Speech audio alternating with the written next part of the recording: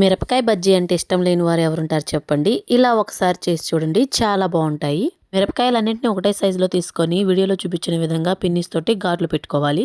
తర్వాత వాము, ఉప్పు, శనగలు ఈ 3 కలిపి మిక్సీ వేసుకొని ఆ పొడిని ఘాట్లు పెట్టిన మిరపకాయలో ఈ విధంగా కూర్చండి. ఈ విధంగా చేయడం వల్ల మిరపకాయలో ఉండే మంట అయితే కొంచెం తగ్గుతుంది. తర్వాత శనగపిండిలో తగినంత సాల్ట్, సోడా ఉప్పు వేసుకొని వాటర్ పోసుకొని కలుపుకోవాలి. వాటర్ ఎక్కువ పోయకూడదు, కొంచెం కొంచెం చూసుకొని పోసుకోవాలి. కన్సిస్టెన్సీ ప్రకారం పోసుకోవాలి. వాటర్ పోసేటప్పుడు శనగపిండిని కలుపుతూనే ఉండండి, లేకపోతే ఉండలు కట్టేస్తుంది. ఈ పిండిని విస్కర్తో కలుపుకుంటే ఉండలు కట్టే ఛాన్స్ తక్కువ ఉంటుంది. తర్వాత మిరపకాయల పిండిలో ముంచి ఒక సైడ్ లాగి నూనెలో వేయండి. ఇలా ఒక సైడ్ మిరపకాయ కనపడటం వల్ల మిరపకాయ ఉడుకుతుంది, బజ్జీ టేస్ట్ కూడా బాగుంటుంది. మిరపకాయలో వాము పెట్టాం కాబట్టి పిండిలో అయితే వాము వేయలేదు. వాము పంటికి తగులుతూ ఉండాలనుకుంటే పిండిలో కొంచెం వాము వేసుకోవచ్చు. నూనెలో వేసిన తర్వాత ఇలా తిప్పుకుంటూ ఉంటే బజ్జీ అన్ని వైపులా కాలుతుంది. చూస్తుంటేనే నోరూరుతున్నాయి కదా. ఈ బజ్జీని మిరపకాయతో సహా తినండి, టేస్ట్ చాలా బాగుంటుంది. వీడియో నచ్చితే లైక్ చేయండి, సబ్స్క్రైబ్ చేసుకోండి.